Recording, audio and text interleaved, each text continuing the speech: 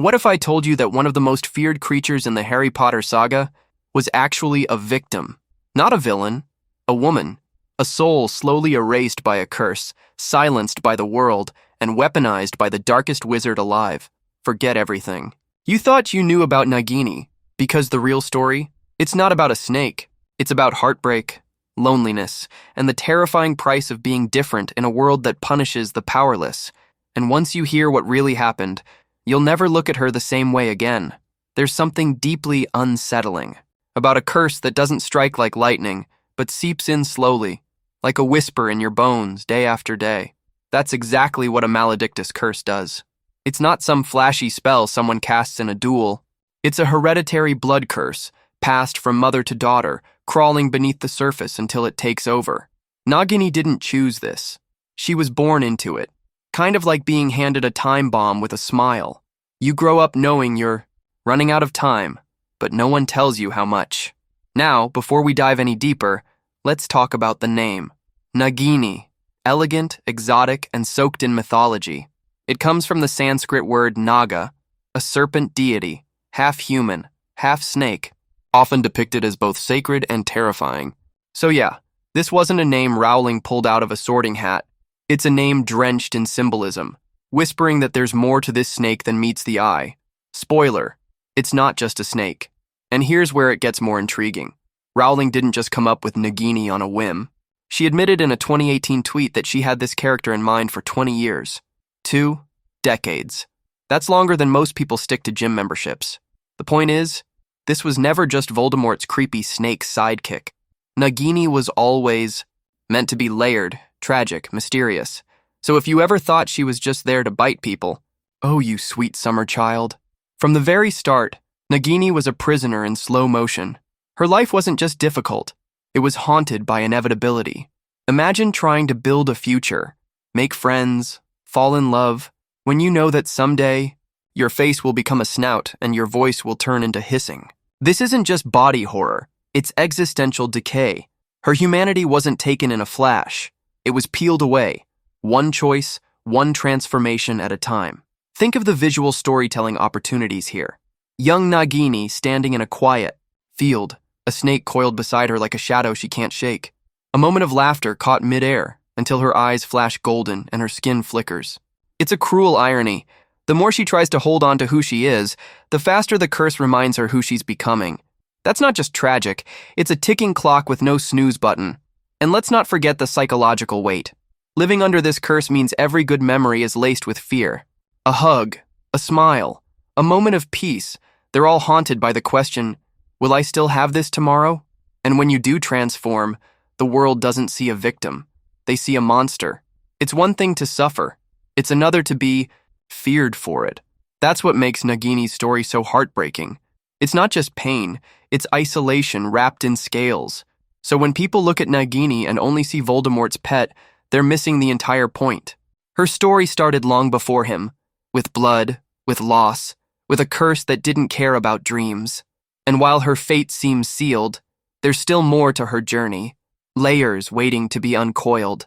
Because what happens to a soul when the body it lives in stops reflecting the heart it once had? At first glance, being a maledictus might sound like having a superpower. I mean, turning into a snake at will? That's got cool party trick written all over it. But let's not get carried away. This isn't Animagus 2.0. Animagi have control, freedom, even a little flair. Looking at you, Professor McGonagall. Nagini? She's stuck in a transformation that only looks voluntary at the start. What begins as choice becomes a sentence. The difference is subtle, but cruel. While she can shift between human and snake forms early on, each transformation brings her closer to the edge. It's like walking across a bridge that's slowly collapsing behind you. One day she'll change and won't be able to come back. She knows this. She lives with that countdown every time she breathes. And honestly, that's a level of psychological torture no dark wizard could invent. This creates a kind of tragic suspense around Nagini. She's not losing control all at once. She's watching it slip through her fingers like sand. And here's where things get philosophical. If you know you'll lose yourself someday, how do you keep living? How do you keep loving, trusting, hoping? Every friendship, every plan, every soft moment is laced with that looming, what if today's the day? That kind of dread doesn't just change your life. It becomes your life. The magical world doesn't have support groups for cursed women, slowly turning into snakes. There's no Maledictus Anonymous or ministry-sponsored therapy owl. So Nagini's existence is incredibly lonely, even before Voldemort enters the picture. People fear what they don't understand, and a woman who turns into a serpent, no matter how kind, is bound to be misunderstood.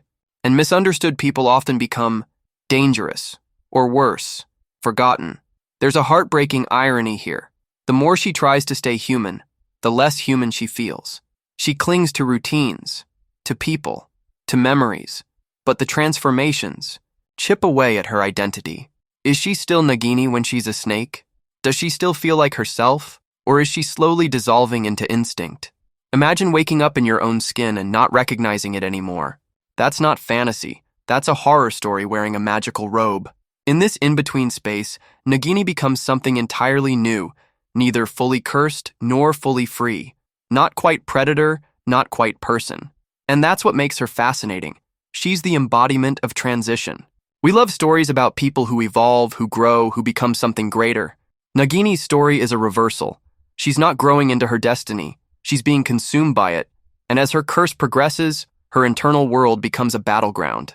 The rational mind, the compassionate heart, the fading sense of self, all locked in a slow, silent war with the snake inside. This isn't your typical light versus dark trope. It's identity versus inevitability. And just when it seems like her human side might win, we start to see the curse tighten its grip. But wait, what happens when time refuses to finish the job? You ever notice how Nagini, the snake we met slithering by Voldemort's side in the 90s, was still kicking around decades after Fantastic Beasts? That's not just good skincare, that's a magical condition. When we meet her in the 1920s, she looks like she could headline a vintage fashion show. Fast forward to 1998, and she's still in peak venomous shape, coiling around the darkest wizard alive. That's a 70-plus year time jump without so much as a wrinkle. Suspicious? Absolutely. Magical? Oh, without a doubt, this opens up a fascinating layer of her curse. Immortality, but not the shiny, glamorous kind. No, this is more of a prison sentence with eternal life as the cell bars. In her snake form, Nagini doesn't age like normal creatures. Most snakes, 15 to 20 years tops. Nagini, try more than 4 times that. Which begs the question, is this longevity a gift, or the final cruel joke of the Maledictus curse? Congrats, you're cursed forever, and you'll live long enough to really feel it. It's worth noting that we never hear of Nagini reverting to human form after Fantastic Beasts. That's not a storytelling oversight. That's the moment. We realize the curse has fully taken hold. The woman is gone. Only the snake remains. It's like watching a candle burn all the way down, except the wick was her humanity. And now all that's left is smoke and fangs. Think about how long she had to live inside that form, thinking, feeling, remembering. That's not just eerie, it's tragic. Now imagine this. You're stuck in a body you didn't choose for decades, watching the world change while you stay the same. People forget you existed as anything other than Voldemort's pet. History moves on without you. At first, you try to hold on to your memories, Credence's face, the feel of your own hands, your voice. But eventually, even those start to fade. You don't forget who you are all at once. It happens in pieces. And here's the kicker. Her body doesn't just resist age, it resists death. That's why Nagini becomes such a deadly weapon. She's hard to kill, fiercely intelligent, and loyal to a fault. When Arthur Weasley is attacked in Order of the Phoenix, it's not a wild animal striking. It's a calculated move from a cursed soul who's had decades to perfect the art of silent killing. That kind of patience, that's the byproduct of eternal suffering wrapped in scales.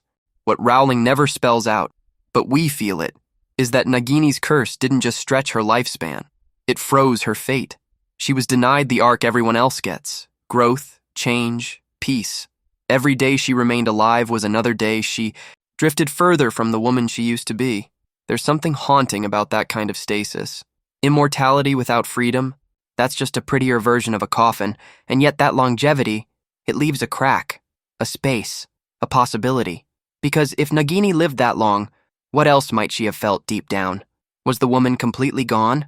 Or was there still a spark somewhere buried beneath years of silence and venom? And if that spark existed, could it ever burn again?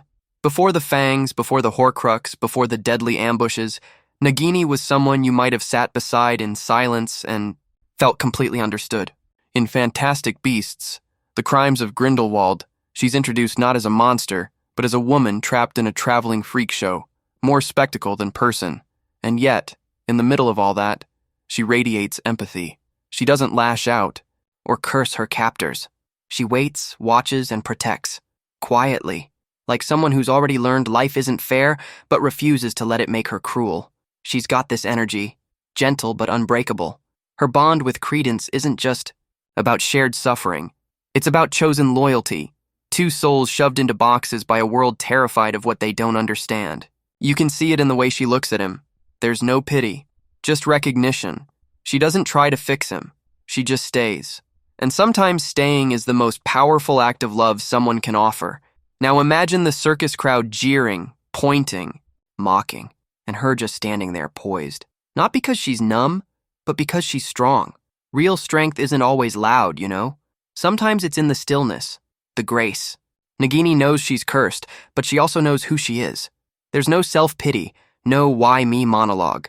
Just this quiet resilience that says, I'll protect what I can, while I can. Her refusal to join Grindelwald's movement is one of the clearest windows into her soul. He offered her a chance at power, recognition, control over her fate, and she said no. That kind of clarity is rare in a world that glamorizes rebellion. She wasn't trying to start a war. She was trying to hold on to her last thread of peace. That single act tells you more about her character than any battle scene ever could, and let's not forget, she doesn't owe Credence anything. She's not helping him because it benefits her. In fact, it makes her life harder, but she sees him, the obscurial rage barely held together by a thread, and maybe she sees a reflection of her own ticking time bomb inside him. That understanding? It's not transactional, it's human. Pain recognizes pain, but healing starts with connection. You could argue that Nagini in those moments is more heroic than many of the official good guys. Not because she's charging into duels or delivering inspiring speeches, but because she's there, quietly, pushing back against cruelty, one small act at a time. She reminds us that not all heroes wear Gryffindor scarves. Some wear chains and still choose to love. But as beautiful as this phase of her life is, it can't last. Not with the curse, tightening its grip.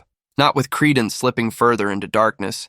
And not with the world growing colder to anything it can't explain. The question isn't whether she stays kind, but whether kindness can survive when everything else is being stripped away. Here's the cruel irony. The more Nagini tries to hold on to her humanity, the faster it slips through her fingers. That's the deal with a blood curse. It doesn't just change your shape, it erodes your soul. Every time she shifts into a snake, there's less her waiting on the other side. Can you imagine that? Waking up each day, not knowing if it's the last time you'll recognize your own reflection? That's not transformation. That's erasure. And it's not just the physical change. It's the psychological toll. Picture this. You're trapped in a body that hisses instead of speaks, slithers instead of walks, and everyone you love starts looking at you like you're already gone. It's not hard to see how despair turns into bitterness. Not because she was evil, but because she was tired. Tired of fighting a war she didn't ask for. Tired of watching herself disappear. People like to romanticize suffering. What doesn't kill you makes you stronger. Sure. But sometimes what doesn't kill you just hollows you out. Nagini isn't evil in a classic sense. She's just running out of reasons to fight the darkness. Her silence becomes her scream. And honestly, who wouldn't start to shut the world out after losing piece after piece of who they were? Imagine being fully conscious in the body of a predator, hearing your own thoughts drown under instinct. There's no off switch, no escape hatch, just you, watching yourself become the thing everyone else already thinks you are. There's a scene waiting to be visualized. Her in serpent form coiled around a mirror, staring at a face that's no longer hers. That moment, it's not horror. It's mourning. You see, the tragedy isn't just that she becomes a snake. It's that the world stops trying to see the woman inside. That's when people start treating her like a weapon instead of a person.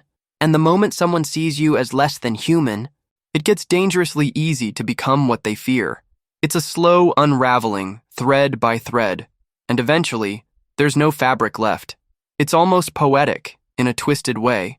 The curse didn't kill her, but it made her invisible.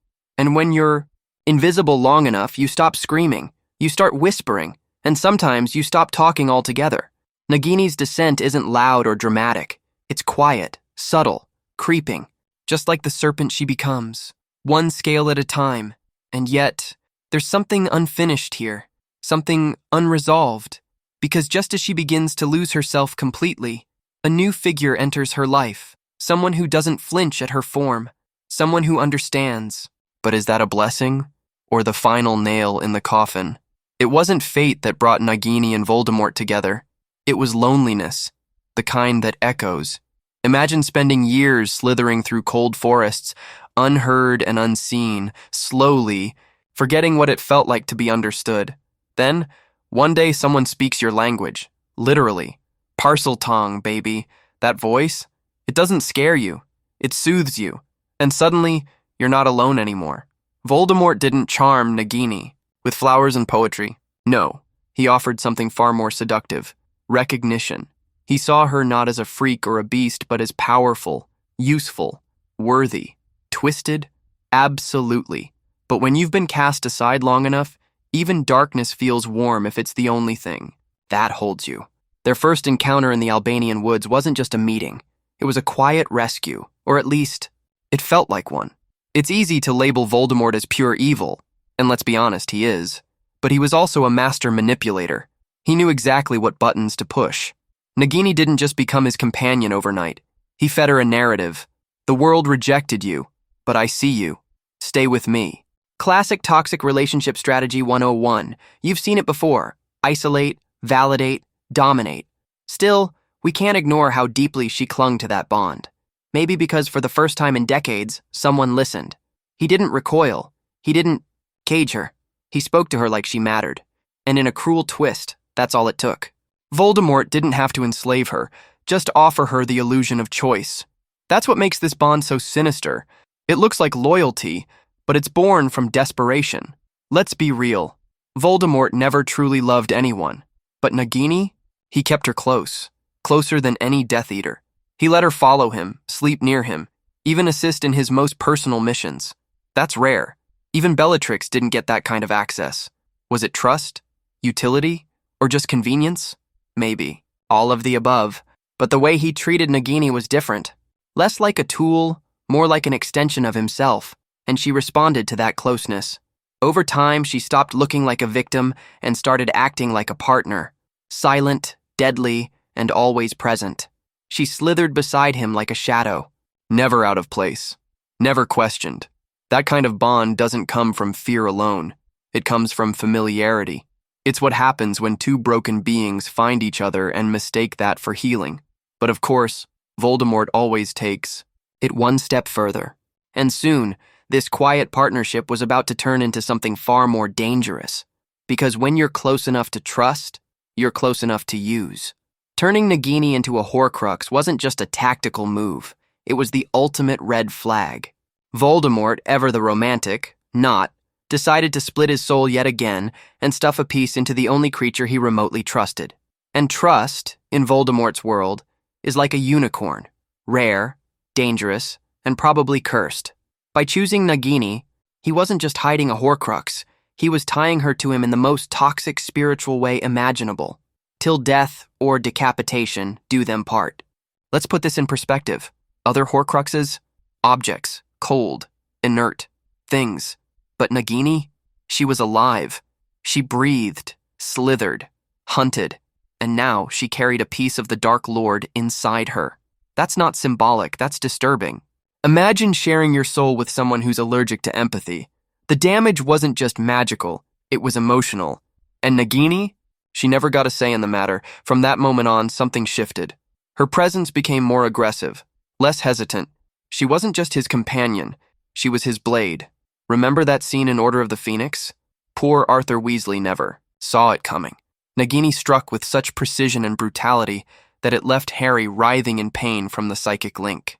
That wasn't just a snake. It was Voldemort's will in serpentine form. You could say she was more than a pet, less than a partner, a conduit, a weapon. Voldemort started sending her on missions, sometimes without him, and she executed them flawlessly. Her attack on Severus Snape in Deathly Hallows is a chilling example. Voldemort didn't lift a finger. Nagini did the job, encased in a protective sphere like some sort of nightmarish Pokemon. You don't do that with just any snake. And while Death Eaters squabbled and failed him constantly, Nagini never disappointed. He fed her, spoke to her, even praised her. That kind of attention was unheard of from Voldemort. Lucius got yelled at. Bellatrix got unhinged devotion. But Nagini? She got quiet reverence. That silence, though. It wasn't affection. It was ownership. She wasn't treated as equal. She was possessed. It begs the question, was Nagini still in there? Was there a sliver of the woman she once was, buried under layers of cursed flesh and fractured soul? Maybe. Or maybe the Horcrux burned it all away. A fragment of Voldemort's essence is poison, after all. We saw what it did to the locket. Imagine what it did to her mind. Day after day, the darkness, whispering, eating, twisting. No wonder she stopped resisting. By the time the Second Wizarding War reached its climax, Nagini was no longer a tragic figure in hiding. She was a fully operational extension of evil. But even the sharpest blade can only cut until it's broken. And Nagini's final chapter was already slithering into place. If there's one word that truly defines Nagini, it's tragedy. Not the loud, theatrical kind. More like a slow-burning sorrow that sneaks up on you. She didn't choose to be cursed. She didn't choose to lose her body, her voice, her future. But the magical world has a way of punishing those who are different, and Nagini was different from the start. Her story isn't about villainy. It's about what happens when no one hears you scream while you're still human. Before the darkness fully claimed her, she was just a woman trying to live despite the ticking clock inside her veins. The circus, Credence, the resistance against Grindelwald. Those were cries for meaning, for control, for identity. She wasn't chasing power. She was chasing stability. But the world offered her none. It saw her as spectacle, as danger, as other. And when the world tells you you're a monster long enough, eventually, you believe it. Nagini's silence is one of the loudest in the entire Harry Potter universe. Once she's a snake full-time, we never hear her speak again. No monologues, no pleas, just hisses and obedience. That silence, it's not just magical, it's metaphorical. It's the final stamp of erasure. The woman who once defended the weak became a weapon for the worst. But not because she changed, because the world did nothing to keep her from falling. Her bond with Voldemort, as dark and twisted as it was, came from a place of starvation, emotional starvation. After years alone, trapped in a body she didn't ask for, he spoke to her. He listened. He gave her purpose. Yeah, it was evil purpose, but to someone who's been invisible for decades, even the devil's attention can feel like love. And let's be honest, Voldemort's whole brand is exploiting pain disguised as purpose. Still, there's a question worth asking. Was she complicit or just consumed? The line is blurred. She did terrible things. She killed, attacked, obeyed. But so did others under his influence, like Draco, who hesitated, like Regulus Black, who rebelled. The difference? They had their minds intact. Nagini, her humanity, had been rotting away since the first transformation. And by the time she was a Horcrux, she was already gone in every way that mattered. In the end, her death wasn't just the fall of a villain. It was the release of a soul that had been caged too long. When Neville's sword came down, it wasn't just a battle tactic. It was mercy. It was closure. And maybe, just maybe, in that final moment, a piece of the woman she once was resurfaced. Maybe she was finally free. Not from Voldemort. From the pain, the silence, the curse. Her story doesn't come with a happy ending, but it offers something just as powerful: perspective. It reminds us that not every villain is born evil, and not every monster chose its mask.